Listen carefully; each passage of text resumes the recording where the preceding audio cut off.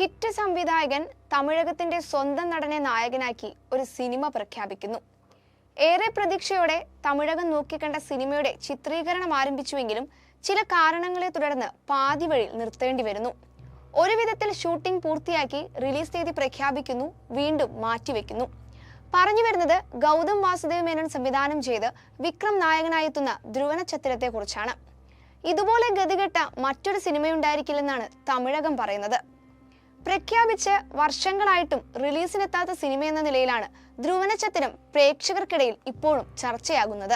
കഴിഞ്ഞ വർഷം റിലീസ് സംബന്ധിച്ച് പല അപ്ഡേറ്റുകളും പുറത്തു വന്നെങ്കിലും ഇവയൊന്നും പ്രതീക്ഷയ്ക്ക് വകയുള്ളതായിരുന്നില്ല. 2024 റിലീസ് സംബന്ധിച്ച് യാതൊരു വിവരവും പുറത്തെത്താത്തതുകൊണ്ട് തന്നെ സോഷ്യൽ മീഡിയയിൽ ഇപ്പോൾ ചിത്രവുമായി ബന്ധപ്പെട്ട് വീണ്ടും ചർച്ചകൾ സജീവമായിരിക്കുകയാണ്. അതിനുള്ള പ്രധാന കാരണം വിക്രത്തിന്റെ റിലീസിനൊരുങ്ങുന്ന പീരിയോഡിക്കൽ ആക്ഷൻ ചിത്രം തങ്കലാനാണ്. രഞ്ജിത്ത് സംവിധാനം ചെയ്യുന്ന ആക്ഷൻ മൂവി ഏപ്രിലിൽ റിലീസിനൊരുങ്ങുകയാണ്. അപ്പോഴും ധ്രുവനച്ചത്തിരം എന്തുകൊണ്ട് റിലീസിനെത്തുന്നില്ല എന്നതാണ് ആരാധകരെ ചൊടിപ്പിച്ചിരിക്കുന്നത്.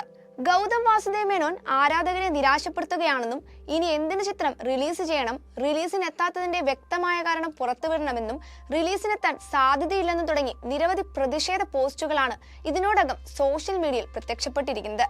മാത്രമല്ല ട്രോളുകളും നിരവധിയാണ്.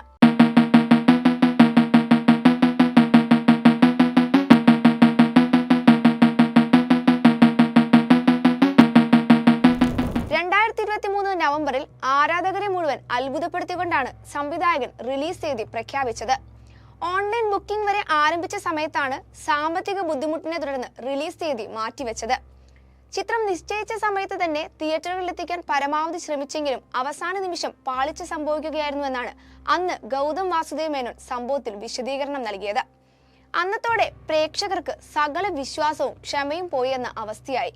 കാരണം ഒരു സിനിമയ്ക്ക് വേണ്ടി 6-7 വർഷത്തോളം കാത്തിരിക്കുന്നത് ചില്ലറ കാര്യമല്ല. സിനിമ നിർമ്മിക്കുന്നതിനായി പ്രമുഖ ബാനറിൽ നിന്ന് വാങ്ങിയ 2 കോടിയോളം രൂപ തിരിച്ചു കൊടുക്കാത്തതാണ് പ്രശ്നമെന്നാണ് വിവരം.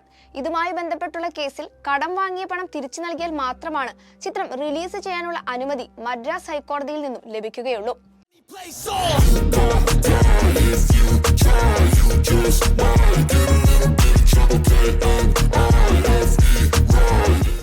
സത്യത്തിൽ ഗൗതം വാസുദേവ് മേനോന്റെ ഒരു അഭിമാന പ്രശ്നമായി മാറിയിരിക്കുകയാണ് ധ്രുവനച്ചത്തിരം എന്ന സിനിമ.